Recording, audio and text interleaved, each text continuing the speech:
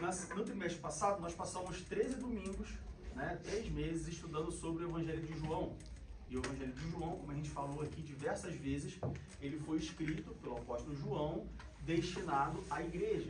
E qual era o principal, ou um dos objetivos principais do Evangelho de João? Apresentar Jesus à igreja, dizer quem Jesus era, apresentar Jesus como Filho de Deus, ou seja, falar sobre a divindade de Jesus, e também Jesus se apresentar sobre quem ele é como Senhor da igreja. É importante que nós, e aí a gente está falando de Senhor da igreja no sentido universal, ou seja, igreja com I maiúsculo, é importante que nós saibamos quem é o Jesus a quem nós servimos. E como nós vimos diversas vezes no último trimestre, durante as aulas, muitas das vezes nós nos frustramos, e quando eu falo nós, não necessariamente nós aqui, todos nós que estamos aqui fisicamente, mas nós, crentes, vamos dizer assim, nós cristãos, muitas das vezes nós nos frustramos e essa frustração acaba gerando um desânimo. Por quê? Porque nós esperamos um Jesus que não existe, ou esperamos um Jesus fazer alguma coisa que ele não prometeu fazer, que é uma expectativa nossa. Então, por isso a importância de nós passarmos aqui, ou termos passado 3 meses estudando sobre quem é o Jesus Cristo que nós servimos na igreja. Amém? E hoje nós vamos começar um novo trimestre, nós vamos começar um novo assunto. Portanto, se você não tem a revista, nos procure no final das provas. Nós ainda temos algumas, tá? Não temos muitas, mas nós temos ainda algumas. E aí a gente pode entregar a revista para que você possa estudar juntamente conosco, nos acompanhar. E nesse trimestre, o título da revista é A Igreja em Jerusalém. E nós basicamente vamos estudar sobre a base da igreja, sobre como surgiu a igreja. Hoje nós estamos aqui nesta igreja, mas como a gente sempre fala, existe a igreja com I minúsculo e a igreja com I maiúsculo. Igreja com I maiúsculo é o templo, é o local, é essa igreja, ADM Berlim, Assembleia de Deus, Ministério Madureira em Berlim. É uma igreja com I minúsculo. Assim como existem várias igrejas espalhadas pelo mundo. Em Berlim, não sei quantas tem exato, mas eu diria que pelo menos 3 tem. E no Brasil, em outros países, e como vai. Só que todas essas igrejas com I minúsculo, elas fazem parte de uma igreja, ou a igreja de Cristo, igreja com I maiúsculo. O que nós vamos estudar nesse trimestre é a igreja maiúscula em Jerusalém, ou seja, a igreja de Cristo. Como que ela surgiu? Qual é a natureza dessa igreja? Como que ela se desenvolveu? Quais foram as bases que deram crescimento a essa igreja? Porque ela inicialmente era uma em Jerusalém, ela começou em Jerusalém, e em 2025, ou seja, 2000 anos depois aproximadamente, ela agora está espalhada pelo mundo inteiro, como a gente falou. De uma igreja surgiram várias igrejas. Quais foram as bases que permitiram que essa igreja original, vamos dizer assim, essa igreja primária em Jerusalém, essa primeira igreja em Jerusalém, quais foram as bases que fez com que essa igreja avançasse e se espalhasse pelo mundo inteiro? Precisamos conhecê-las.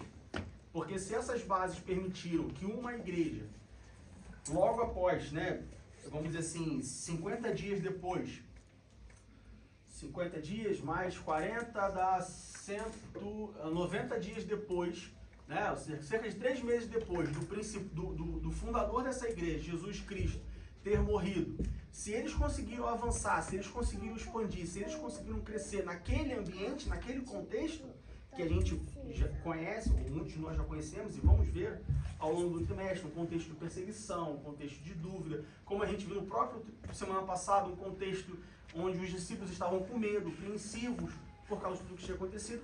Se aquela igreja conseguiu avançar, se aquela igreja conseguiu crescer naquele contexto, imagina nos dias de hoje. Então, nós precisamos, por isso que é importante nós conhecermos a base dessa igreja. Da igreja, principalmente, que nós fazemos parte. De novo, a igreja não com I minúsculo, mas a igreja com I maiúsculo. Bom seria que todas as igrejas com I minúsculo seguissem as mesmas bases da igreja com I maiúsculo. Aí seria perfeito. Mas como perfeito só na glória, perfeito só na eternidade, então é importante a gente estudar e a gente aprender e, principalmente, eu diria que corrigir aquilo que, de acordo com a Bíblia, nós não estamos fazendo como deveria ser feito. Amém? Se alguém tiver alguma dúvida, alguma pergunta, por favor, me interrompa, levanta a sua mão. Tá? O máximo que pode acontecer é eu esperar terminar o meu raciocínio para dar espaço para pergunta, ok? Mas fique à vontade, não saia né? Não deixe de terminar a aula se você tiver alguma dúvida, tá bom? Bom, hoje nós vamos começar com a lição 1, como a gente falou, e nós vamos ver sobre o nascimento da igreja. Onde surgiu a igreja? Como que surgiu a igreja? Por que que surgiu a igreja? Da onde vem a igreja? Né? Foi uma pessoa que chegou e falou, quer saber? Tá todo mundo aqui quieto, tá todo mundo aqui reunido, vamos criar uma igreja aí para o pessoal se encontrar, vamos criar uma igreja aí, vamos criar alguma coisa e vamos chamar isso de igreja para a gente poder, né, se reunir todo domingo. Será que foi assim que aconteceu? Então hoje o objetivo da nossa aula hoje é a gente entender, a gente ver na Bíblia como que surgiu a igreja, como que nasceu a igreja, de onde que veio a igreja, tá? E esse é o nosso objetivo da aula de hoje. O nosso texto base se encontra em Atos capítulo 2. Atos capítulo 2, nós vamos ler do verso 1 ao verso 14. Quando a gente olha para o Novo Testamento, nós temos nós temos grupos, né, de livros, nós temos os evangelhos, aí nós temos Atos, depois nós temos as epístolas, que são divididas em epístolas paulinas, ou seja, epístolas, cartas escritas pelo apóstolo Paulo, epístolas gerais, ou seja, epístolas, cartas que foram escritas por outras pessoas, e nós temos o livro do Apocalipse, que é a revelação, que trata sobre as últimas coisas. Quando a gente olha para o Novo Testamento, a maior fonte de conhecimento, não fonte de conhecimento pode soar meio estranho, mas a maior fonte de fatos, de dados e de bases doutrinárias da igreja está no livro de Atos. No livro de Atos é onde nós vemos a história da igreja sendo escrita, onde nós vemos como que a igreja foi criada, como que a igreja surgiu, como que a igreja se desenvolveu, como que a igreja avançou, os problemas que a igreja enfrentou, como que a igreja resolveu esses problemas no início. E por mais que possa parecer estranho, talvez não tão estranho assim, os mesmos problemas que a igreja primitiva, que é como nós chamamos essa igreja do primeiro século, os mesmos problemas que eles enfrentaram, nós também enfrentamos. Só que a gente enfrenta com uma roupagem diferente. Assim como há 2 trimestres atrás, nós passamos 3 meses estudando sobre heresias, sobre falsas doutrinas, sobre falsos ensinamentos, e nós vimos que todos eles já tinham sido ensinados lá atrás, no primeiro século, e hoje estão sendo ensinados da mesma forma, apenas com um nome diferente, com uma roupagem diferente. A igreja primitiva é exatamente a mesma coisa. Os mesmos desafios, os mesmos problemas, as mesmas dificuldades e as mesmas soluções se aplicam. Então, esse trimestre, assim como todos os outros trimestres, obviamente todos eles são baseados na Bíblia, e a Bíblia como um livro atual que não pode ser diferente, é proveitoso para o nosso crescimento, não só para o nosso conhecimento, mas também para o nosso crescimento, tanto espiritual, quanto irmãos, quanto igreja. Bom, livro de Atos capítulo 2, do verso 1 ao verso 14, diz assim: Cumprindo-se o dia de Pentecostes, estavam todos reunidos no mesmo lugar. E de repente veio do céu um som como de um vento veemente e impetuoso, e encheu toda a casa em que estavam assentados. E foram vistas por eles línguas repartidas, como que de fogo, as quais pousaram sobre cada um deles. E todos foram cheios do Espírito Santo e começaram a falar em outras línguas, conforme o Espírito Santo lhes concedia que falassem. E em Jerusalém estavam habitando judeus, varões religiosos de todas as nações que estão debaixo do céu. E, correndo aquela voz, ajuntou-se uma multidão e estava confusa, porque cada um os ouvia falar na sua própria língua. E todos pasmavam e se maravilhavam, dizendo uns aos outros: Pois que? Não são galileus todos esses homens que estão falando? Como, pois, os ouvimos, cada um na nossa própria língua, em que somos nascidos? Partos e medos, elamitas e os que habitam na Mesopotâmia, e Judéia e Capadócia, e Ponto, e Ásia, e Frígia, e Panfilha, Egito e partes da Líbia, junto a Cirene, e forasteiros romanos, tanto judeus como prosélitos, e cretenses e árabes, todos os temos ouvido em nossas próprias línguas falar das grandezas de Deus. E todos se maravilhavam e estavam suspensos, dizendo uns para os outros: Que quer isto dizer? E outros, zombando, diziam: Estão cheios de mosto. Versículo 14. Pedro, porém, pondo-se em pé com os 11, levantou a voz e disse: Varões judeus, e todos os que habitais em Jerusalém, seja-vos isto notório e escutai as minhas palavras. Nesse texto que nós lemos, capítulo 2, esse texto faz parte, que nós lemos, faz parte do capítulo 2 do livro de Atos. E o capítulo 2 do livro de Atos, ele pode ser, ele é conhecido como o texto onde nós encontramos, como nós vamos estudar hoje, o nascimento da igreja, o surgimento da igreja.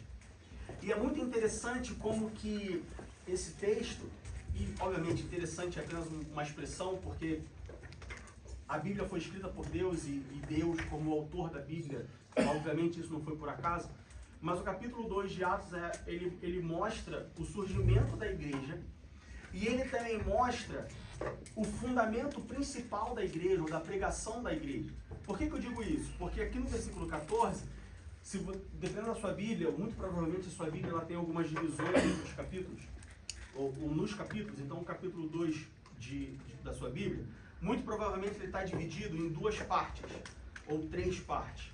Primeiro vai estar escrito, na minha, por exemplo, está escrito a descida do Espírito Santo, que vai até o versículo 13. Aí no versículo 14 deve aparecer como o discurso de Pedro. E aí vai até, se não me engano, 20 alguma coisa, 37. E aí no 37, algumas Bíblias vai estar escrito as primeiras conversões. Então, o capítulo 2, essas 3 divisões do capítulo 2, a gente pode assim dizer, ela exemplifica muito bem o que é a igreja. Porque primeiro ela diz como que a igreja surgiu, qual foi o fundamento da igreja. Depois ela diz qual é a função da igreja, o que a igreja deve fazer, o discurso de Pedro. E aí a palavra discurso pode ser um pouco, pode não dar a real importância para o que Pedro fala. Algumas Bíblias dizem até a pregação de Pedro, mas o discurso de Pedro não foi apenas um discurso, foi a pregação do Evangelho. E aí no discurso de Pedro nós encontramos o que é o verdadeiro Evangelho, qual é o Evangelho que deve ser pregado, o que a igreja, nós obviamente, mas o que nós como igreja devemos pregar, o que nós como igreja devemos falar. E na terceira parte do capítulo 2 de Atos, nós vemos a consequência da pregação da igreja. Então, assim como Pedro, depois que ele prega, houve uma consequência, as primeiras conversões, ou seja, você tem uma ação e tem o resultado dessa ação, nós como igreja, no capítulo 2, nós podemos também observar isso, que assim como nós devemos pregar alguma coisa, nós devemos saber também qual é o resultado esperado dessa pregação. Ou seja, a pregação de uma igreja, ela deve resultar no final do capítulo, no mesmo resultado do final do capítulo 2. Então o capítulo 2 do livro de Atos, ele é um capítulo que a gente poderia dizer assim, claro, de maneira metafórica, a gente deveria ter gravado já que somos parte da igreja, fazemos parte da igreja, nós deveríamos ter o capítulo 2 de Atos gravado no nosso coração para a gente sempre se lembrar, primeiro, da onde nós viemos, segundo, o que nós devemos fazer e terceiro, qual o resultado da nossa ação. E qualquer coisa diferente disso deveria ser rejeitado por nós. Porque, mais uma vez, como eu disse, o capítulo 2 de Atos, ele resume o que é a igreja. O que é ser igreja, qual é a missão da igreja, qual é o propósito da igreja, que resultados a igreja deve apresentar ao Senhor dela, nosso Senhor Jesus Cristo. Amém? Amém. Bom, como eu disse, então, nesse trimestre nós vamos estudar sobre as bases da igreja, como que a igreja surgiu e em que ela se baseou para ter o crescimento que ela teve no primeiro século, que nós chamamos de igreja primitiva. Então, sempre que eu falar, igreja primitiva, lembre-se que é a igreja do primeiro século, aqueles primeiros anos ali da igreja, tá bom? Não é igreja primitiva porque tinha pessoas primitivas que, né, andava com pele e não, confunda com homem primitivo. Igreja primitiva porque é o início da igreja, tá bom? E hoje, o nosso objetivo é a gente ver na Bíblia como que nasceu essa igreja, da onde que nasceu. Bom, o versículo 1 do capítulo 2 diz assim: cumprindo-se o dia de Pentecostes, estavam todos reunidos no mesmo lugar. Então, para a gente ter uma ideia da data, por exemplo, que nasceu a igreja, a gente precisa entender o versículo 1 do capítulo 2. No capítulo 2, diz que cumprindo-se o dia de Pentecostes. O que é o dia de Pentecostes? Quem pode me dizer? Quem sabe o que é o dia de Pentecostes? Não existe resposta errada. Errado é não dar resposta. Eu acho que o dia de Pentecostes foi um dia que os discípulos separaram para poder jogar futebol. Tudo bem. A gente vai, se tiver certo, que bom. Se tiver errado, a gente vai corrigir. Então, quem pode me dizer o que é o dia de Pentecostes? Hã? O dia da Páscoa. Mais alguém? É a festa mais importante dos judeus. Já melhorou, tá vendo aí, ó? O dia de Pentecostes é a festa mais importante do calendário judaico. Lembre-se que o calendário judaico ele tinha diversas festas, né? E aí quando a gente vai lá, a gente já passou um trimestre aqui estudando sobre isso, quando a gente vai lá para Levítico, né, Deuteronômio, lá para o Pentateuco, a gente vê essas festas, o que cada uma delas significam. A gente vê, por exemplo, que elas eram festas judaicas, não eram festas cristãs. Como igreja, não faz sentido nós observarmos, ou cumprirmos, ou celebrarmos as festas judaicas, tá? Cuidado com isso. Hoje tem muita igreja que elas, a impressão que dá é que elas estão perdidas, e elas não sabem a quem elas estão servindo, ou o que elas devem servir, e elas acabam adquirindo costumes judaicos. Lembre-se, cristianismo e judaísmo são coisas diferentes. Não faz sentido um cristão observar ou ter práticas judaicas, tá? Não confunda. A Igreja Católica segue essa. Algumas seguem. Algumas, ela, não que ela segue a mesma festa judaica, mas ela trouxe celebrações judaicas, ou de certa forma incorporou elas no calendário cristão. Existe uma razão histórica para isso, tá? Como, por exemplo, a Quaresma. A Quaresma foi uma forma que a igreja, e aí a gente está falando de igreja objetivamente a Igreja Católica, que ela fez para tipo assim, então o pessoal está fazendo isso, então deixa eu fazer alguma coisa aqui para eu poder alcançar esse povo, chegar, então tem uma razão histórica para isso.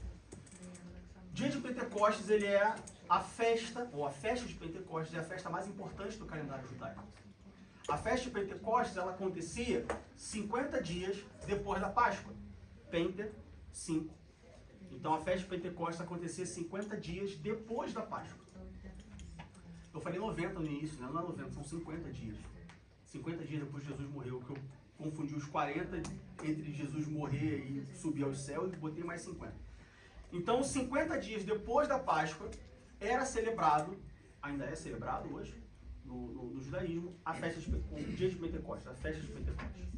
Então, em que período da história, ou em que data se situa essa passagem de Atos capítulo 2? 50 dias depois da Páscoa.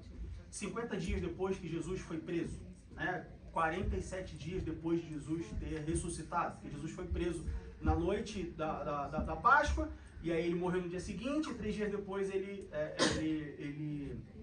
ressuscita. Então 50 dias depois da Páscoa era celebrado o dia de Pentecostes.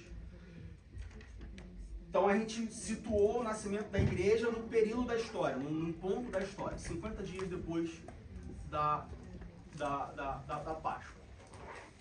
Segundo ponto, em que ambiente a igreja foi fundada, vamos dizer assim, ou a igreja nasceu? No versículo 1 a gente encontra essa informação. E essa informação de em que ambiente a igreja surgiu, já nos traz uma lição, já nos traz um conhecimento e já nos traz também uma verdade bíblica sobre o nascimento de uma igreja, ou sobre o que é uma igreja, ou em que bases, nesse caso, em que base uma igreja deve ser fundada. Por que eu digo isso? Porque no capítulo 1 do versículo 2 diz: cumprindo-se o dia de Pentecostes, então a gente consegue posicionar o nascimento da igreja na linha do tempo, num dia específico, tá? O final a segunda parte do versículo 1 diz: estavam todos reunidos no mesmo lugar. O que nós aprendemos com isso? Bom, aqui a gente vê a obediência dos discípulos, porque se os irmãos se lembram, antes de Jesus subir aos céus, ele falou: olha, fiquem reunidos em Jerusalém. Agora que eu morri, que eu ressuscitei, agora que eu vou subir aos céus, não se dispersem. Não vai cada um para um lado. Não se desesperem. Fiquem reunidos. E esperem reunidos até que do alto sejais revestidos de poder.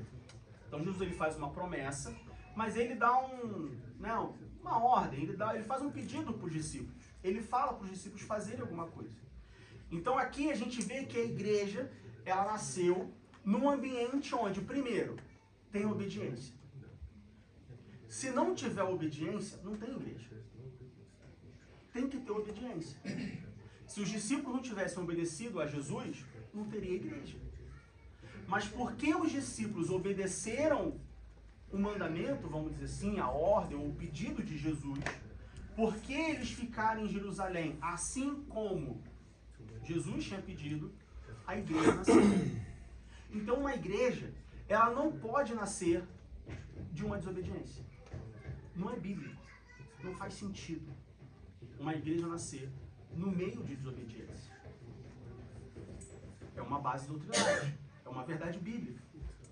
Que muitas das vezes nós deixamos passar de percebido. E nós vemos igrejas surgindo de desobediência. Ou nós vemos pessoas em desobediência querendo abrir igrejas. Lembre-se que igreja não é loja. Infelizmente, hoje, em 2025, muitas pessoas têm essa visão de que a igreja é uma loja, a igreja é um estabelecimento, a igreja é um clube.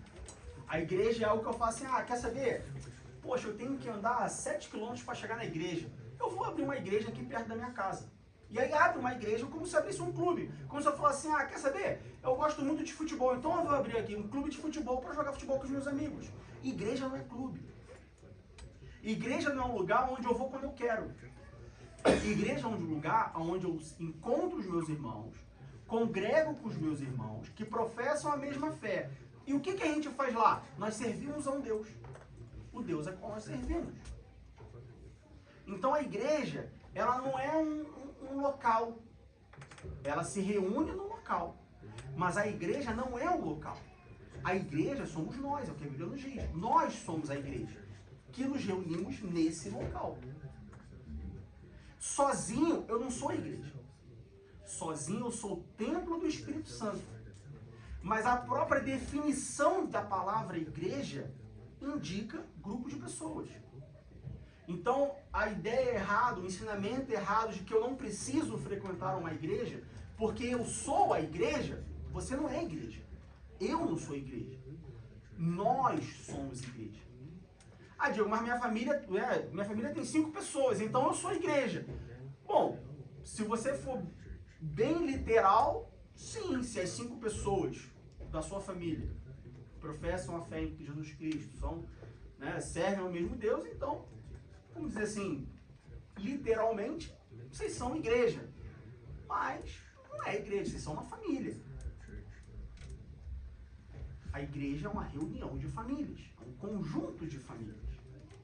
Então, em que situação, em que ambiente que a igreja surgiu? Primeiro, um ambiente de obediência. Sem obediência não tem igreja. Não tem como surgir uma igreja vindo da desobediência. Segundo, no versículo 1 diz, estavam todos reunidos. Estavam todos juntos. Estavam todos agrupados. Igreja é isso. Não existe igreja com pessoas separadas. Vamos criar uma igreja? Vamos abrir uma igreja. Então a gente vai ter uma pessoa no Brasil, uma pessoa na Alemanha, uma pessoa no Japão, uma pessoa nos Estados Unidos, uma pessoa na África do Sul, uma pessoa na Noruega. Não é igreja.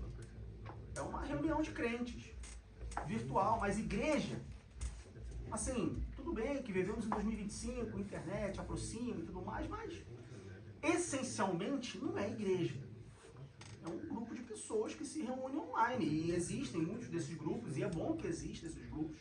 Eu conheço, por exemplo, particularmente, pessoalmente, um pastor que ele, entre muitas aspas, ele faz parte de uma igreja. Ele não faz parte de uma igreja, mas ele tem a igreja dele, obviamente. Mas ele ajuda uma igreja no Paquistão pregando para essas pessoas.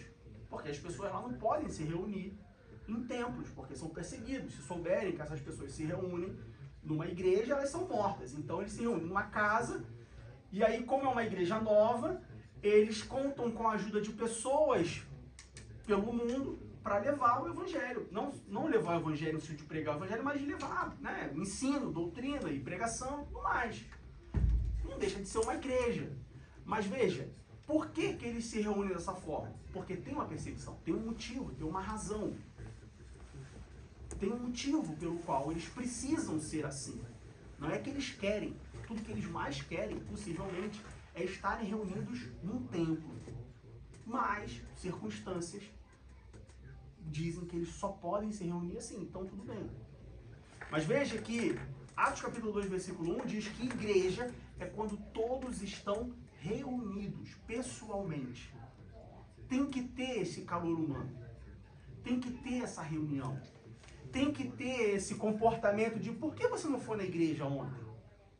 Por que tem 2 domingos que você não vai na igreja? Por que você está afastado da igreja?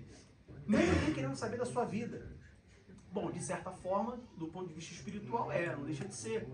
Mas não é que eu quero me intrometer na sua vida, ou dizer o que você tem que fazer, ou cobrar a sua presença. Não, é porque a igreja é quando todos estão reunidos.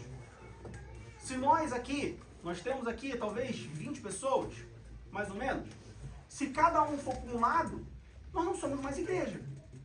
Nós somos amigos, nós somos colegas, nós somos próximos, pessoas cristãs próximas, mas não é mais igreja, porque está disperso. Igreja é quando todos estão reunidos. Aí surge uma igreja. Então essa ideia moderna de vamos criar uma igreja online não combina muita coisa. Diego, mas ele está sendo careta, mas ele está falando isso.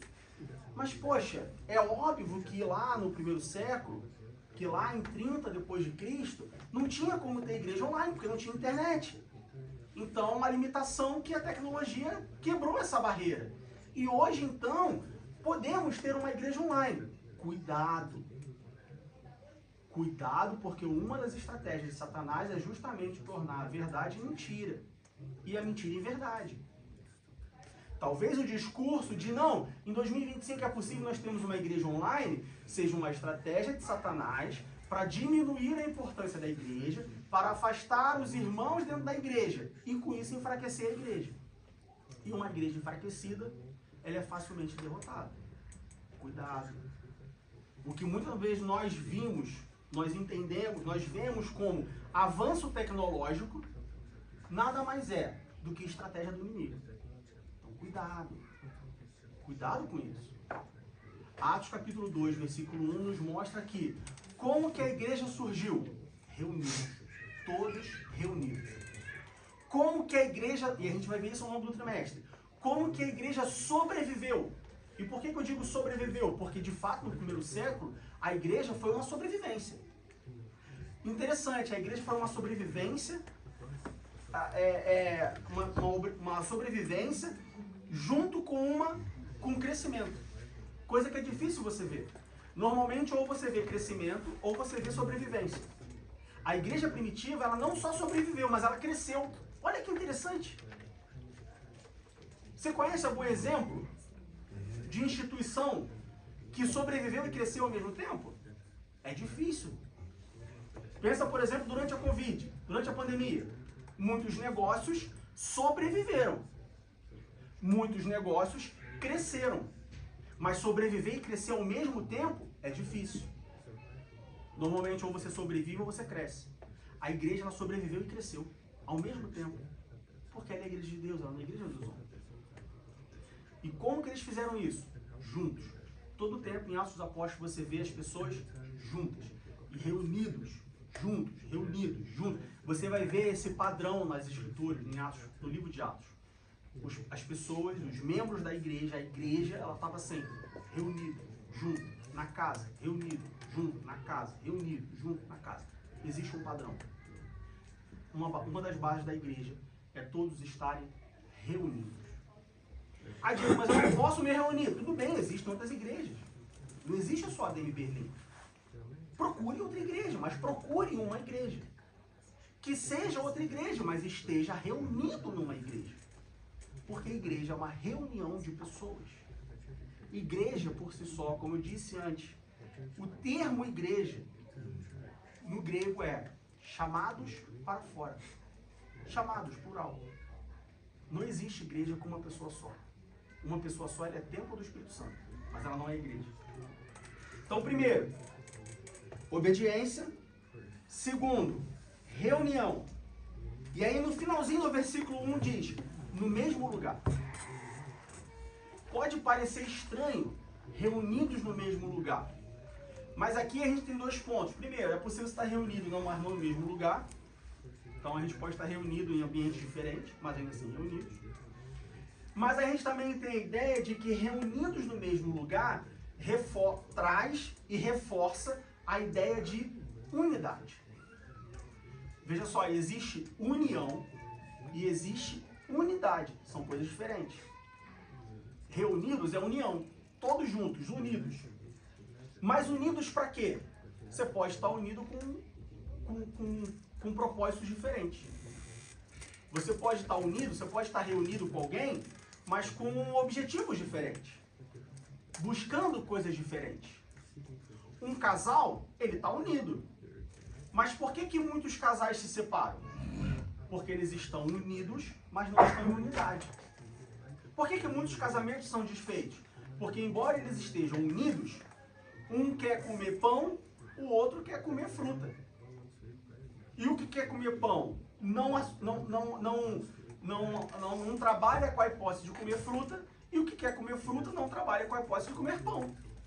Mas estão unidos, mas não em unidade. Uma igreja, para ela ser uma igreja, ela precisa estar unida em unidade. E o que é unidade? Todos no mesmo espírito, todos com o mesmo propósito, todos olhando para a mesma direção, todos trabalhando para o mesmo objetivo, todos cumprindo a mesma missão. Unidade é difícil. Pode perguntar a qualquer pessoa que está liderando uma igreja. Ter unidade num grupo de pessoas é muito difícil. Com duas pessoas já é difícil. Haja visto o casamento. Pode perguntar a qualquer pessoa casada. Se é fácil viver em unidade. Viver em união é muito fácil. Agora, viver em unidade, provavelmente você vai ouvir muito. É difícil, porque unidade envolve renúncia. Unidade envolve um amor próprio, um amor ao próximo maior do que o amor próprio. Enfim, uma série de coisas que envolvem unidade. Mas a igreja, ela precisa viver em unidade. Se não tiver unidade, não é igreja. Uma igreja que está unida, mas não está em unidade, ela não é igreja, ela é apenas uma reunião de pessoas.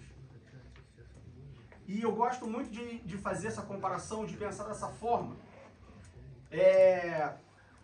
Eu não sei quantas pessoas já tiveram a oportunidade, por exemplo, de assistir um jogo de futebol no estádio, ou com um grupo grande de pessoas.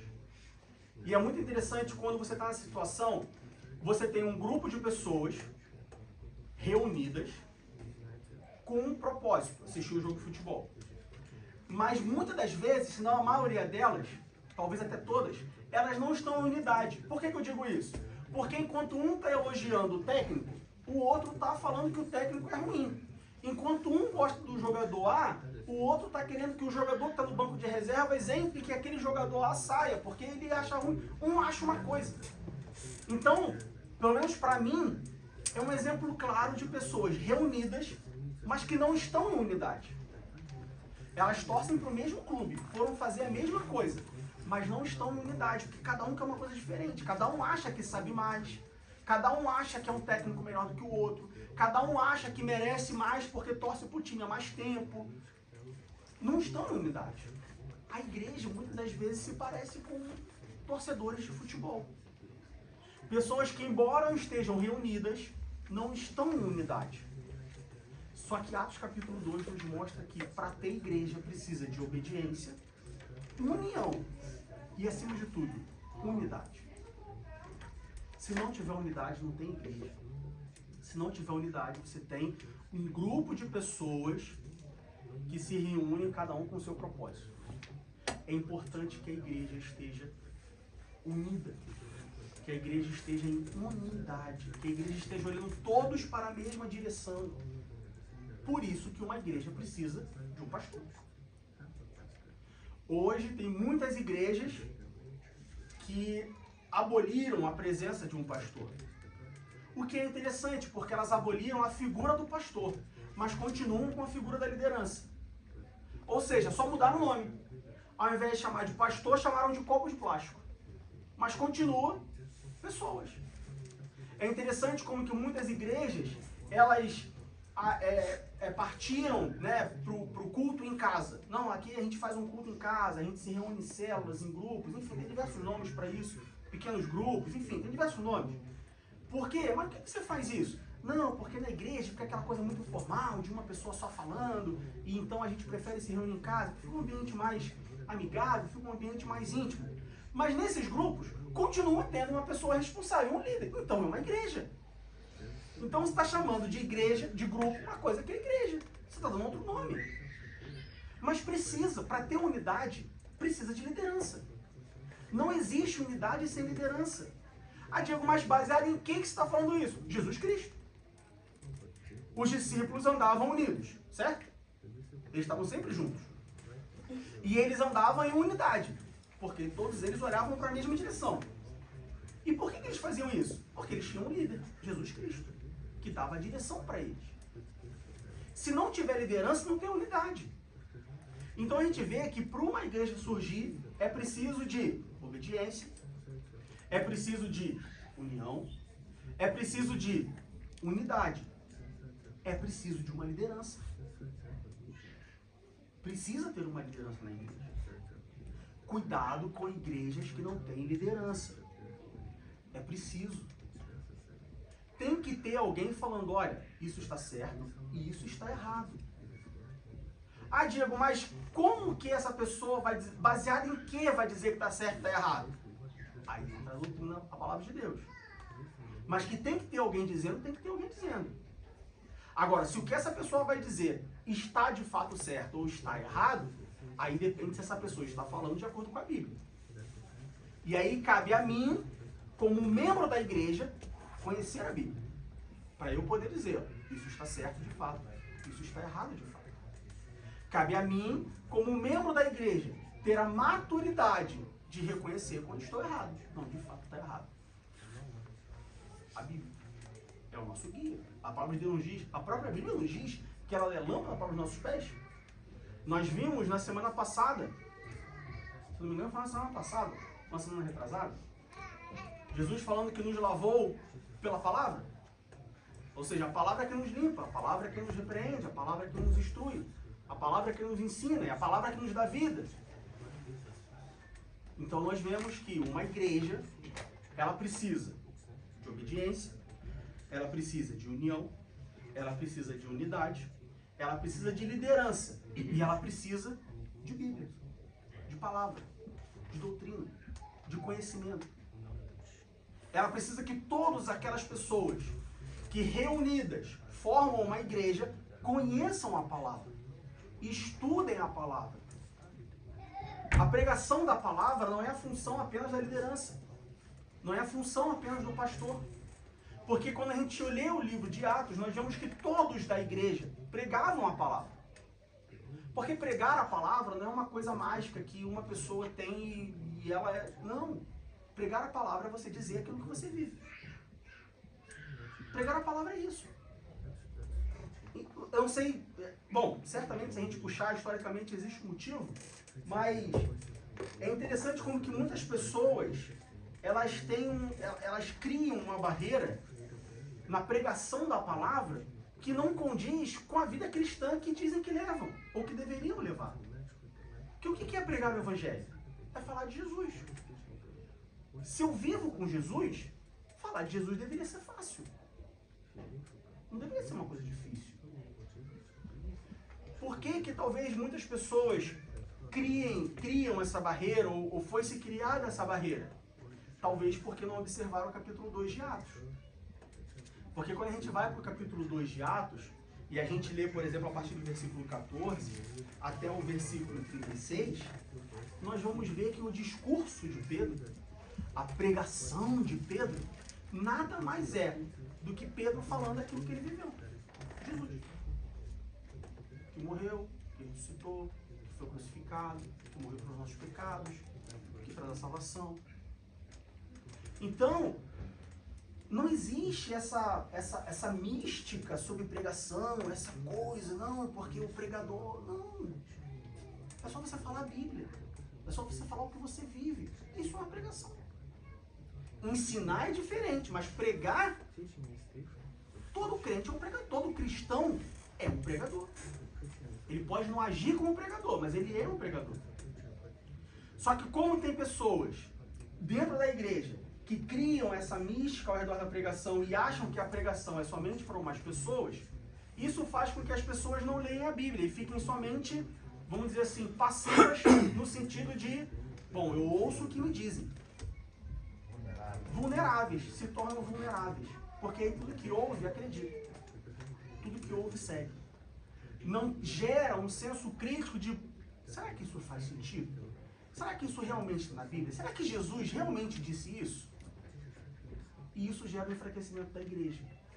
Porque aí agora você não tem uma união de pessoas em unidade de pensamento, lideradas por alguém. O que você tem é uma pessoa dizendo o que os outros têm que fazer. Aí você tem as igrejas que, né, assim, se pudesse riscar o nome igreja, porque não são igrejas, que a gente vê que igreja é o que está em Atos capítulo 2, o que você tem são sociedades onde alguém diz o que tem que fazer e todo mundo segue sem questionar, sem, né, lavagem cerebral e por aí vai. E aí, nosso objetivo aqui não é ficar exemplificando, dando os detalhes e nomes de igrejas como essa. Você quer falar uma coisa? Um exemplo disso a gente tem visto muito, não só nas mídias, né, mas também no presencial nas igrejas, em que, em relação a ouvir e não não ter um entendimento suficiente para criticar ou para argumentar algo, é aquela coisa. Ultimamente, né, nas últimas décadas, a gente tem visto muito, porque o meu pastor falou isso. Uhum.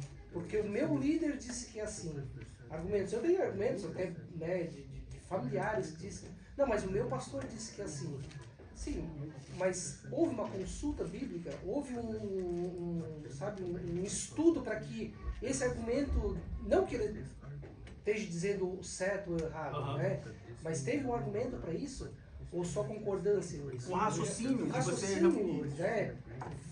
Sabe, para que isso se torne real para mim. Não, o que ele falou realmente tá certo. Por quê? Porque o Espírito, né, através da palavra, o Espírito me testificou isso. Exatamente. E eu diria que existem pelo menos duas razões para isso acontecer. Assim, de maneira geral, nos dias de hoje. A primeira é muito cômodo eu acreditar no que você fala, ao invés de eu pesquisar para... Porque estudar dá trabalho. Pesquisar dá trabalho. Estudar dá trabalho. Então, o primeiro motivo, eu entendo que eu não quero ter o trabalho. É o crente preguiçoso. Não, me diz o que eu tenho que fazer que eu faço. A segunda coisa, e aí eu diria que não é uma coisa dos dias atuais, mas é uma coisa da natureza humana, que é a transferência de culpa. A gente vê isso desde o Éden. A serpente falou com Eva, Eva comeu o fruto, chamou Adão, deu o fruto para Adão. Aí Deus chegou no jardim. Aí Deus chamou Adão e Eva e ele perguntou para Adão o que Adão tinha feito. O que Adão respondeu para Deus? Eu comi o fruto? O que ele falou? A mulher que tu me deste. Veja, ele botou a culpa em Eva e ainda culpou Deus por ter dado Eva. Tu me deu errado. Mas não era ele que estava sozinho? Mas ele culpou Deus. Ele falou, olha, a mulher que tu me deste me deu o fruto. Então, para esse comportamento, eu identifico pelo menos dois motivos. Primeiro, a preguiça. Não quer ter o trabalho de fazer. A sociedade hoje é uma sociedade preguiçosa. Sem demagogia nenhuma, eu sou talvez o principal deles. Porque hoje a gente sempre procura alguém que faça algo pra gente. A gente procura um robô que aspira. Eu não quero aspirar. Eu quero ter um robô que aspira. Porque tempo é dinheiro, porque eu preciso me preocupar com outras coisas. Enfim. Preguiça de pesquisar sobre aquilo, então eu prefiro acreditar no que o meu pastor me fala. Segundo, se alguma coisa der errada, foi o meu pastor que disse. Foi o meu pastor que disse que eu não posso fazer. Se deu errado, o problema é dele. Foi ele quem me disse. Eu só segui o que ele falou. Então, nota, veja que existe uma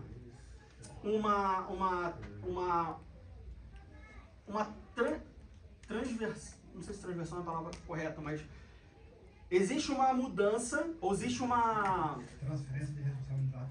Não, outra palavra. Eu quero dizer assim, você pega a obediência, assim, a palavra original seria travesti. Não travesti de sexo, obviamente, mas travesti de você transvestir, não sei se existe essa palavra, mas você transvestir a obediência, entendeu? Ou seja, não, eu obedeço o meu pastor. Mas não é que eu obedeço o meu pastor, é porque se alguma coisa der errado com o que ele falar, então eu coloco a culpa na obediência. Mas não é que eu quero ser obediência a ele. Não é que eu quero ser obediente a ele. Eu apenas quero me eximir da culpa. E eu quero transferir a minha culpa para outra pessoa. Acontece muito isso. Infelizmente. A igreja hoje, ela está afundada nisso. E aí é o que os outros dizem. Eu ouvi na internet. Eu li não sei aonde. Fulano falou. Ah, mas e você? Tu foi para a Bíblia? Ou você não tem... Porque se você falar assim, não, mas eu não tenho uma Bíblia. Aí tudo bem, a pessoa não tem acesso ao texto bíblico. Mas no mundo de 2025, tirando alguns poucos lugares, só não tem acesso à Bíblia quem não quer. Ah, mas a Bíblia é muito difícil de entender. Olha, eu consigo te falar pelo menos 5 traduções da Bíblia em português. Que são diferentes no sentido de palavras que usam. Fora as outras literaturas auxiliares que vão te fazer entender muito melhor o texto. Então, infelizmente, a igreja está afundada nisso de... É sempre o outro. Porque eu não quero compromisso, porque eu não quero assumir responsabilidade, porque eu tenho preguiça. Bom, mais alguma coisa? Não? Então a gente vê aqui em Atos capítulo 2, no versículo 1, as bases para o surgimento da igreja. Primeiro, obediência. Segundo, união. Terceiro, unidade. Precisa ter isso, tá? Em Joel capítulo 2, versículo 28, abra sua Bíblia em Joel capítulo 2, versículo 28, e a gente vai encontrar que o surgimento da igreja, ou a fundação da igreja, ela é o cumprimento de uma promessa. Porque em João capítulo 2, versículo 28, diz assim: e há de ser que, depois, derramarei o meu espírito sobre toda a carne, e vossos filhos e vossas filhas profetizarão. Os vossos velhos terão sonhos, os vossos jovens terão visões. Aqui o profeta Joel está falando de forma profética acerca do batismo do Espírito Santo. E o batismo do Espírito Santo aconteceu no dia de Pentecostes. E foi o batismo com o Espírito Santo que deu o start inicial, a fagulha inicial, a ignição para que a igreja agora surgisse. Então a gente pode dizer que Joel, aqui no capítulo 2, versículo 28, ele estava profetizando sobre o surgimento da igreja. Logo, se depois dessa profecia a igreja de fato surge, após o derramamento do Espírito Santo, a promessa da igreja foi cumprida. Logo, a igreja é uma promessa. A igreja, ela é uma promessa que foi cumprida. Note que, se nós entendemos que a igreja, ela é uma promessa que foi cumprida, quando nós negligenciamos a igreja, nós estamos negligenciando a promessa. Quando nós rejeitamos a igreja, nós estamos rejeitando uma promessa. Mas não é uma promessa do profeta Joel. É uma promessa de Deus, dada a nós pela boca do profeta Joel. Para a gente entender isso, a gente precisa entender que um profeta... O que é um profeta? Quem sabe me dizer? O que é um profeta? É a pessoa que Deus usa para falar com as pessoas. Pode ser melhor. Isso. Tem a revelação de Deus. Revelação de Deus.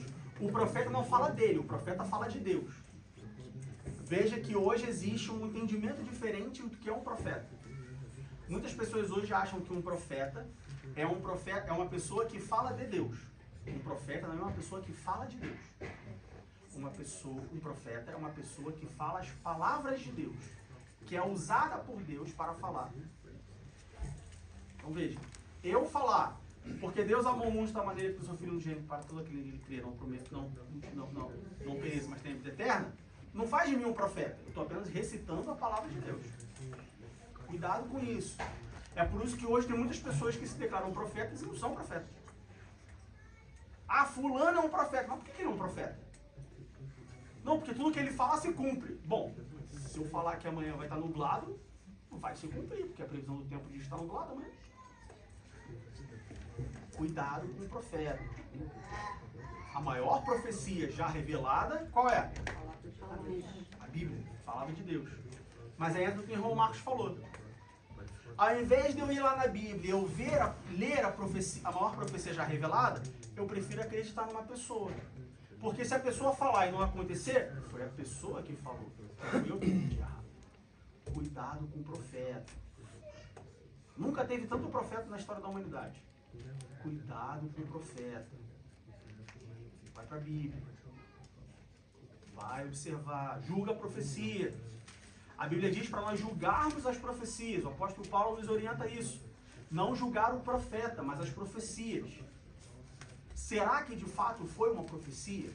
Será que de fato foi da parte de Deus? Eis que te digo, meu filho, tu terás vitória, não é profecia. Não é profecia. É Bíblia. A Bíblia diz que nós teremos vitória. Todos nós vamos vencer a morte um dia? Não ressuscitaremos? Não é essa a nossa esperança? Todos nós vamos ser vitoriosos. Cuidado com as profecias. Muitas pessoas são enganadas. Muitas pessoas são magoadas. Muitas pessoas são revoltadas com Deus por causa de um profeta que não é de Deus. Está fazendo igual Adão. E Deus não tem nada a ver com a história. Cuidado.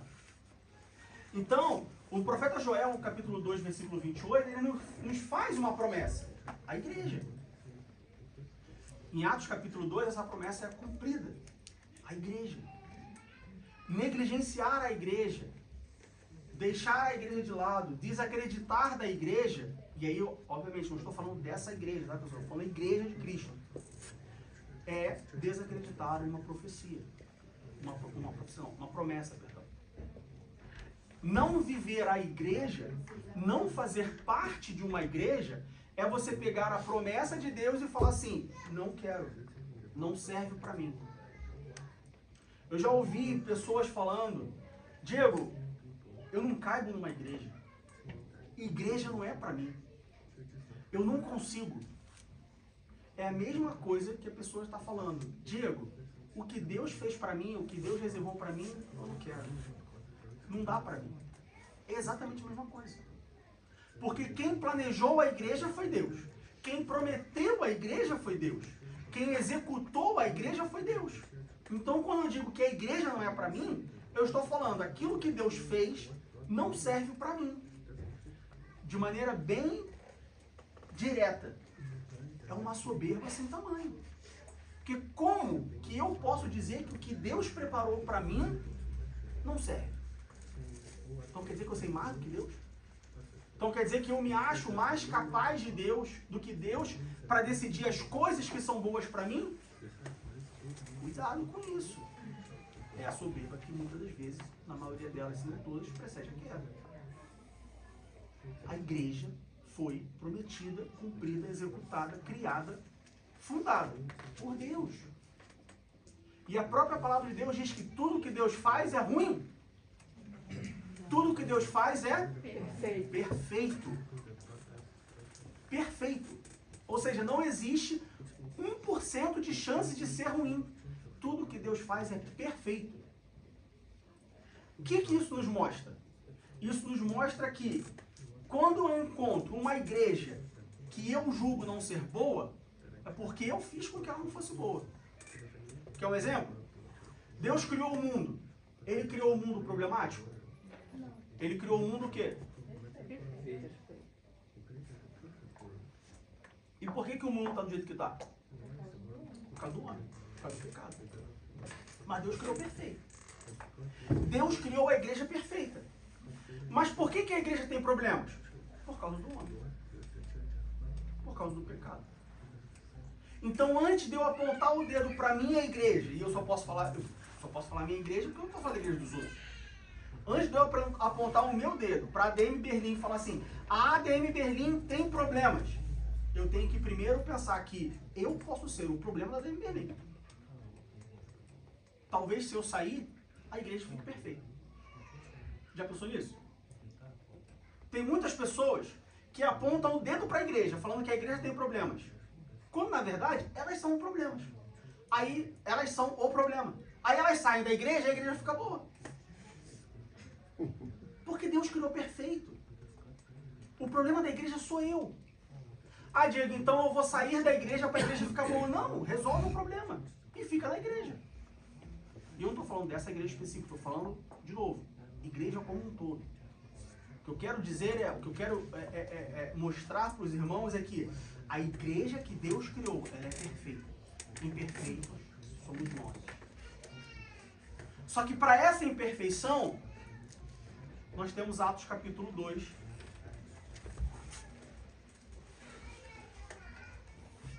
Atos capítulo 2, versículos 2, 3 e 4. Porque, veja bem, um Deus que criou coisas perfeitas mostra que ele é um Deus perfeito, certo? Porque o imperfeito não cria perfeição. O caos não traz organização. O caos só gera caos. A organização pode gerar caos, mas o caos só gera caos. A perfeição, ela gera perfeição, mas a imperfeição não pode gerar perfeição. Quer falar uma coisa? Eu queria, Diga. como o senhor estava falando, muitas vezes a gente está no culto e a gente vem para o culto e às vezes, poxa, a pregação hoje não foi, não tocou, não falou, tem alguma coisa errada. Às vezes, pastor, né, a pessoa não está muito bem, né?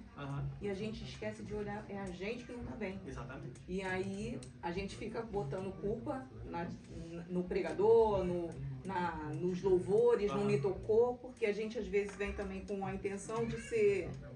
Hoje em dia está muito assim, os cultos eles estão muito emotivos, né? Isso. E aí chega aqui, e chega na igreja que prega a palavra de Deus, a gente encontra uma outra coisa, uma outra realidade. Então eu só queria completar isso. Deus falou, só que eu estava com o ouvido fechado.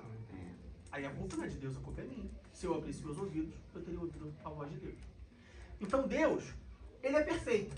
E porque ele é perfeito, ele criou coisas perfeitas. E na perfeição de Deus, Deus sabia que ainda que ele criasse a igreja perfeita, se ele colocasse pessoas imperfeitas na igreja, eventualmente a igreja teria problemas. Então, não é que... Bom, de certa forma a Bíblia faz isso, mas eu estou apenas parafraseando, né, o que nós vamos falar. Então pensa que Deus falou assim, bom, vou criar a igreja, mas eu vou colocar lá dentro pessoas imperfeitas. E essas pessoas imperfeitas, eventualmente, elas vão ter problemas.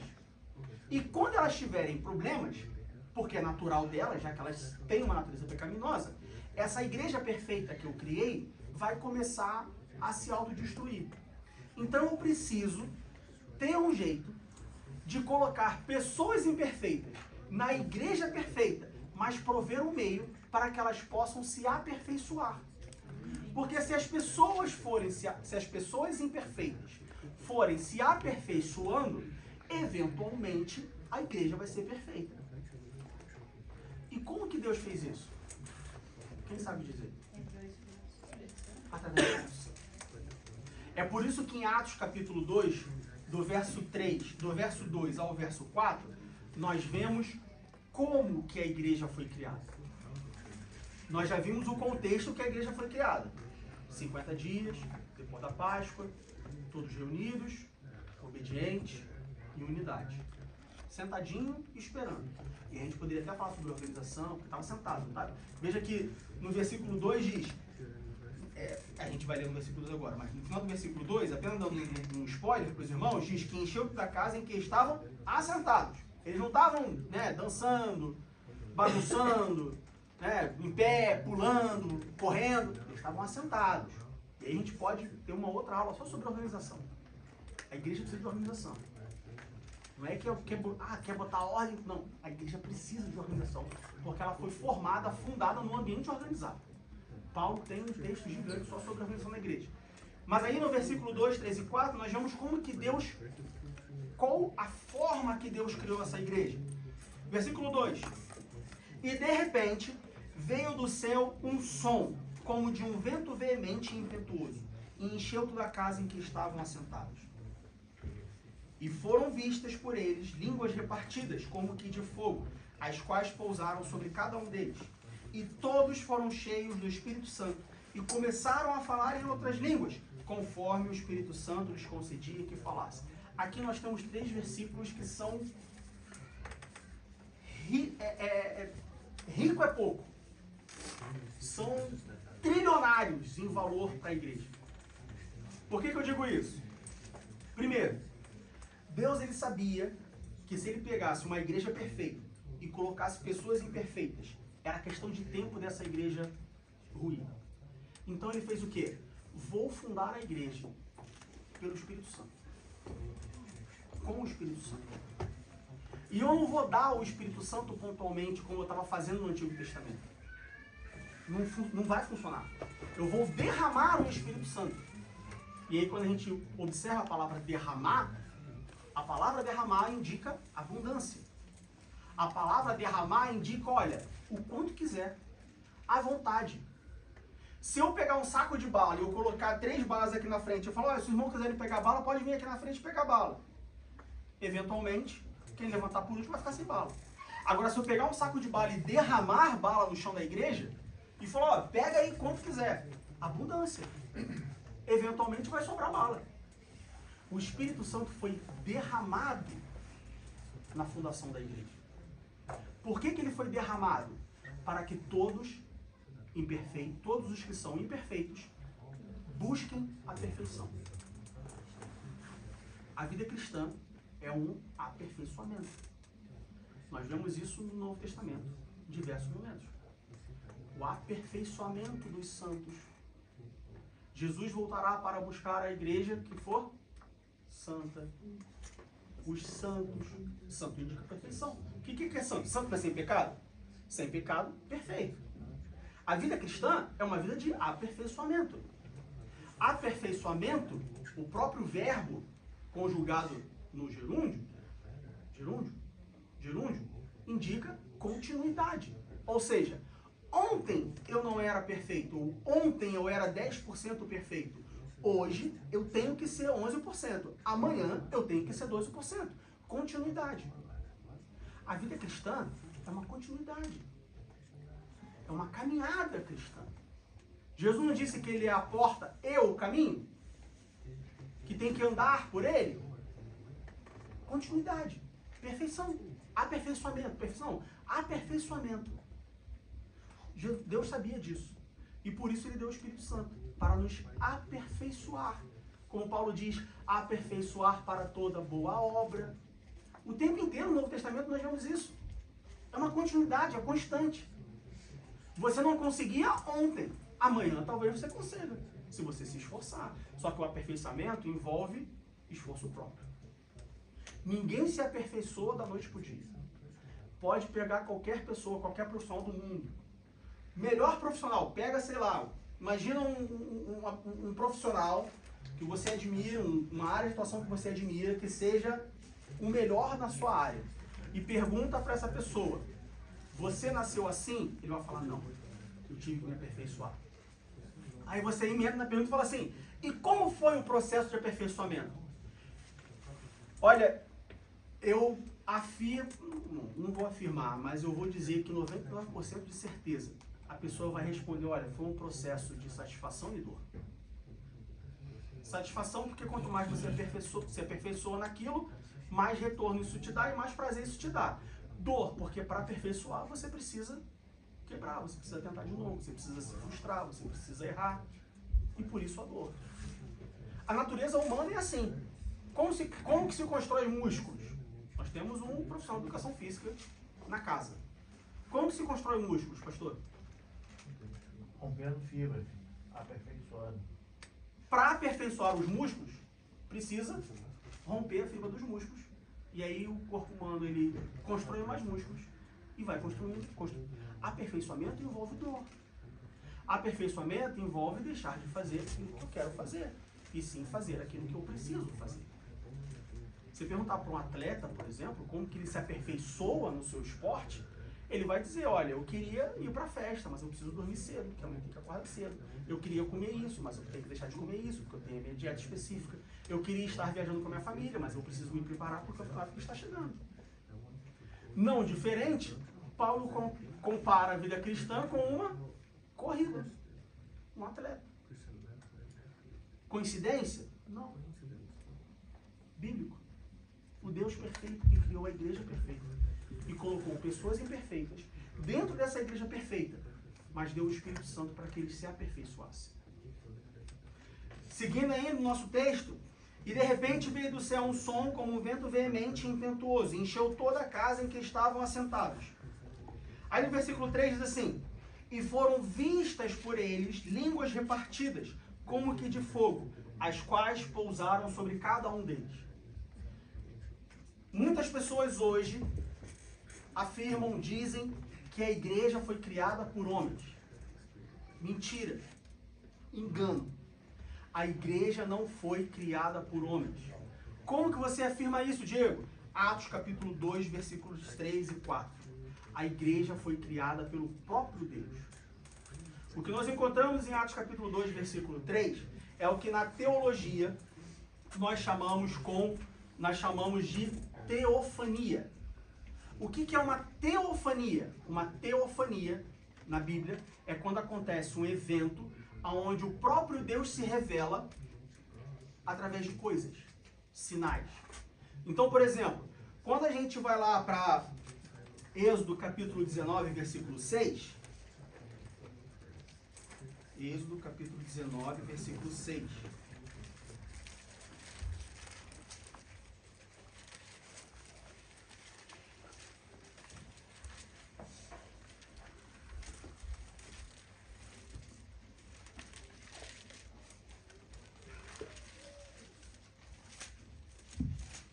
Vamos ler do versículo 3 ao versículo 6.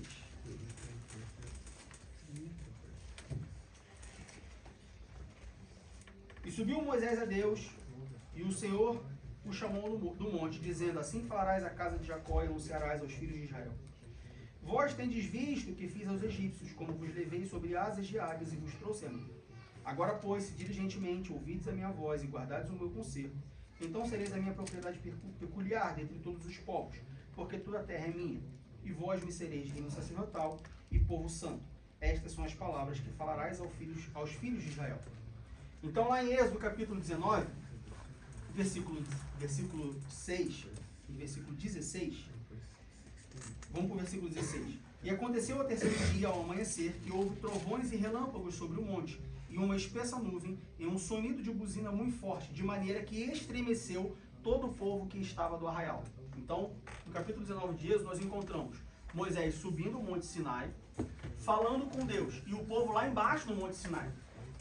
E aí a Bíblia nos mostra que o povo lá de baixo viu lá em cima trovões, trovões e relâmpagos sobre o monte, uma espessa nuvem, e um sonido de buzina muito forte. Só que a gente leu no versículo 3 até o versículo 6 que Moisés estava falando com Deus. Mas lá embaixo, o que o povo viu e ouviu foi trovões, relâmpagos e som de buzina. Isso é uma teofania. O próprio Deus se manifestou no alto do monte, em forma de trovões, relâmpagos e som de buzina. Tanto que quando a gente vai para Deuteronômio capítulo 4, versículo 36, Deuteronômio capítulo 4, versículo 36. Diz assim: desde os céus te fez ouvir a sua voz para te ensinar, e sobre a terra te mostrou o seu grande fogo, e ouvistes as suas palavras do meio do fogo. Ou seja, em Deuteronômio, Moisés confirma a informação de que o que aconteceu no Monte Sinai foi o próprio Deus se apresentando a Moisés e falando com Moisés. Isso é o que nós chamamos, o que os teólogos, o que a teologia chama de teofania. É um evento onde o próprio Deus se revela. Mas ele se revela em carne humana? Não, ele se revela através de coisas. Moisés é sarça ardente. Teofania. Moisés estava andando, ele viu uma sarça, um arbusto que queimava, e aí ele chega lá e a sarça fala com Moisés. O próprio Deus, manifestado ali, se apresentando como um arbusto pegando fogo, falando com Deus. Teofania. O que nós encontramos em Atos capítulo 2, versículos 3 e 4, o versículo 3 especificamente, é uma teofania.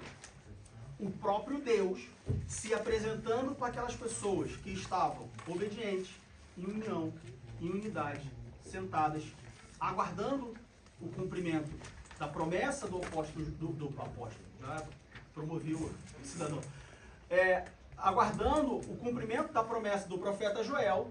O próprio Deus se revela para eles em línguas repartidas como que de fogo, que pousaram em cada um deles. É uma teofania. O que isso nos ensina, Diego? Você deu essa volta toda para dizer o quê? Eu dei essa volta toda para te dizer que o próprio Deus criou a igreja. A igreja não foi criada por homens. A igreja não foi criada pelo apóstolo Pedro. A igreja não foi criada por pessoas. A igreja ela foi criada por Deus. Instituída por Deus. Logo, sempre que você rejeitar a igreja, você está rejeitando a Deus. Hoje, muitas pessoas têm um entendimento de que, não, igreja é coisa de homem. Você gosta de ir para a igreja? Isso é coisa de homem. Homem que criou a igreja. Não precisa de igreja, não. A igreja é porque o pastor quer ganhar dinheiro. Se o pastor quisesse ganhar dinheiro, ele não abriu uma igreja. Ele abriu um cassino. Se o pastor quisesse ganhar dinheiro, ele não abriu uma igreja, ele vendia drogas. A igreja foi criada por Deus. A igreja não foi criada pelos homens. Mas o que a gente sempre ouve é que a indagação que as pessoas falam é que Jesus não ficou na igreja, né? Ele não teve um templo. E por que Jesus não teve um templo? Não faz sentido Jesus ter um templo. Ele é. Jesus é. Não faz sentido Jesus ter um templo. Não fazia sentido Jesus estar numa igreja. Porque não existe igreja com Jesus na terra. A igreja é a reunião dos santos que servem a Jesus que ressuscitou. Então, na semana passada, na semana retrasada, a gente falou sobre a importância da ressurreição. Antes de Jesus ressuscitar, não fazia sentido ter igreja. Se Jesus fundasse a igreja antes dele ressuscitar, não valia de nada. Ele não tinha morrido ainda. Ele não tinha ressuscitado ainda. Porque a igreja ela nasce na cruz. A igreja só faz sentido depois da crucificação. Então, as pessoas que têm esse pensamento, infelizmente, são pessoas ignorantes. Pessoas que não têm conhecimento. Pessoas que, desculpem a expressão, papagaio. Sabe o papagaio? Papagaio sabe falar? Não. Papagaio não fala, gente. Papagaio repete. Ele só repete. Ele não faz a mínima ideia do que ele está falando. Ele não faz a mínima ideia do som que está falando da boca dele. Ele só está repetindo o que ele ouve. E é por isso que você vê papagaios cantando, né? Assobiando, sei lá, falando. Hino do Flamengo, palavrão, não sei o que, piada. Ele só repete. Tem muito crente papagaio. Ele só repete. Para não falar também do perigo da idolatria, né? Porque tem pessoas que elas não estão à procura de adorar a Deus, de adorar qualquer coisa. Amém. Então, a igreja ela foi criada pelo próprio Deus. O que nós vemos em Atos capítulo 2, versículo 3, é uma teofania. É o próprio Deus saindo do trono de glória dele, descendo ao mundo, se apresentando em forma de línguas como que repartidas pelo fogo e fundando a igreja. Não podemos ignorar esse fato. Diga. A importância da igreja é a preocupação que Paulo tinha com elas, né? Sempre se comunicando, mandando cartas, exortando. Sim. Como o irmão falou no período de Jesus ali, não precisaria o jejum naquele período, porque o noivo estava ali, né? Depois seria necessário. Então a igreja ela foi fundada por Deus. A ideia, o ensinamento errado, mais uma vez, a estratégia de Satanás, do inimigo, de desacreditar o dono da igreja, a fundação da igreja, falando que não, a igreja foi criada por homem. Ih, que igreja nada. Igreja sou eu faço o que eu quero. Não, a igreja aí, troca de igreja. Não, a igreja não sei. Não. A igreja foi criada por Deus. O homem não criou a igreja.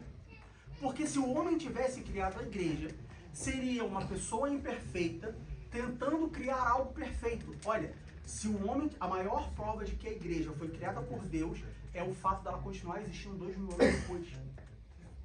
Só cresce. Ela só cresce. A igreja não diminui, ela só cresce. Ela só cresce. 2000 anos depois, ela continua crescendo. E não é a Bíblia que está falando isso, é a própria história. Se você pegar a história da humanidade, de 30 depois de Cristo a 2025, você vai ver que teve diversos períodos da história da humanidade em que, humanamente, não existia a possibilidade da igreja continuar viva. Não existia. Era para a igreja ter acabado. Qualquer outra instituição, qualquer outro grupo de pessoas que passou pela mesma situação, pelas mesmas perseguições que a igreja passou, acabou. E por que ela continuou? Porque ela não foi criada por seres imperfeitos. Ela foi criada por um Deus perfeito. E mesmo quando ela é perseguida, ela permanece. Ela permanece. Isso é só uma dúvida. Como explicar, porque tem algumas igrejas que não vivem a doutrina certa da Bíblia, que Deus manda e tudo. Assim, eu vi recentemente uma notícia de que um traficante tem uma igreja lá no Rio de Janeiro, que tem aquela... Complexo de Israel. Isso. Como explicar que Deus faz a obra dele? Seria a misericórdia de Deus? Sim. A misericórdia de Deus. Porque assim, eles fazem algumas coisas erradas, entende? Tipo assim, ele é um traficante. Mas como que Deus age ali? Deixa eu só encerrar aqui e respondo a tua pergunta. Diga. Sobre a questão do que a gente estava falando, que a igreja é de Deus porque eles permanecem. Uhum. O próprio Gamaliel fez um conselho àqueles que perseguiam a igreja, lá em Atos 5, lá no versículo 38. Atos 5, 38. Isso.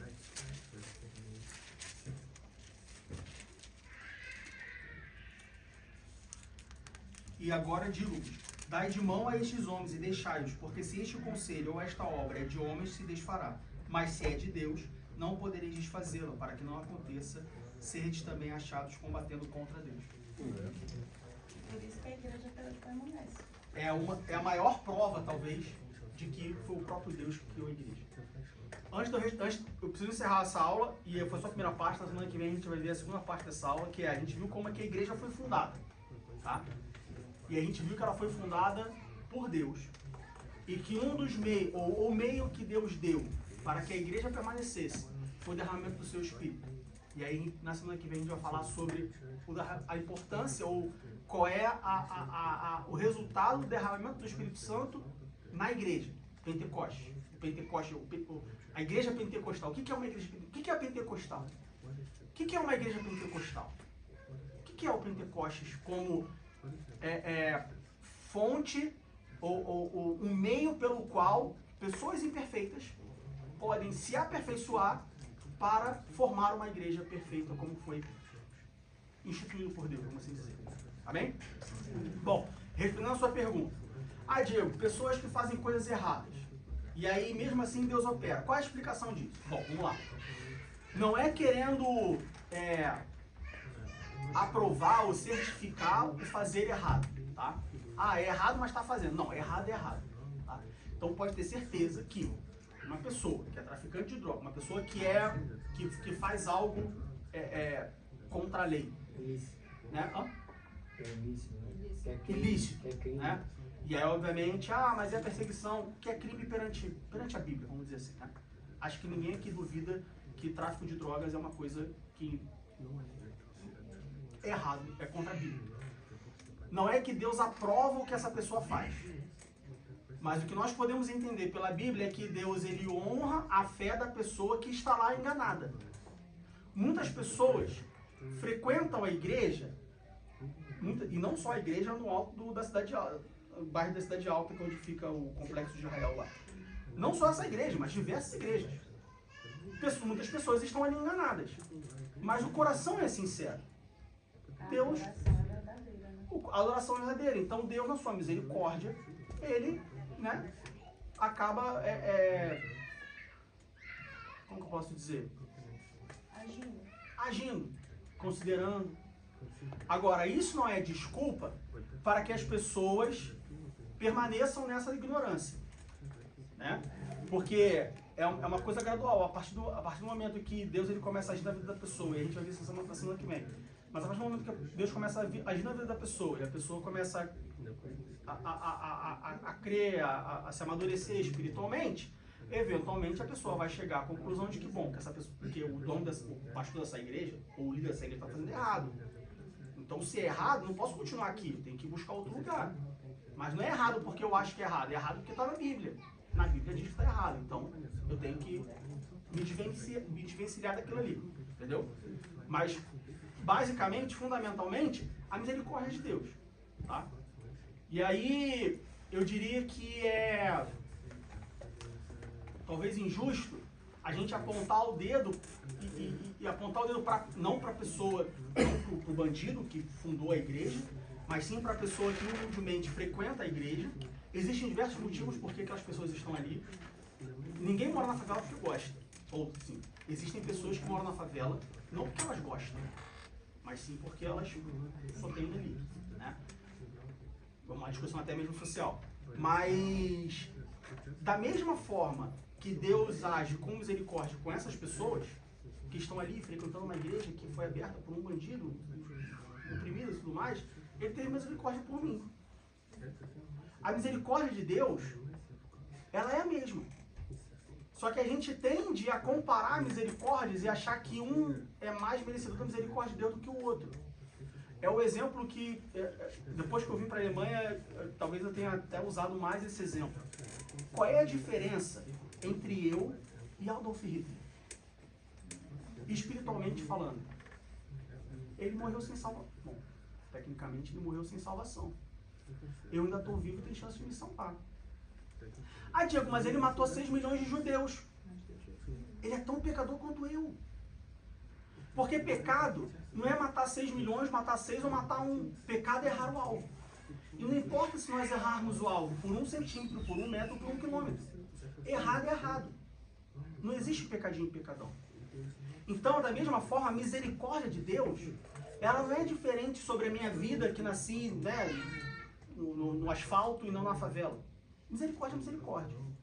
Então, a misericórdia de Deus é que explica o fato de muitas pessoas estarem em lugares errados e mesmo assim provarem da mão, provarem de Deus. É a misericórdia de Deus. Agora, é importante a gente entender que não é porque Deus é misericordioso e mesmo assim e continua agindo que a gente vai ficar parado e deixar ele agir. A partir do momento que nós temos o entendimento de que, bom, esse não é o certo, eu preciso buscar o certo, aí já sai a misericórdia de Deus. Aí já sai a graça de Deus e entra a misericórdia de Deus. Respondi?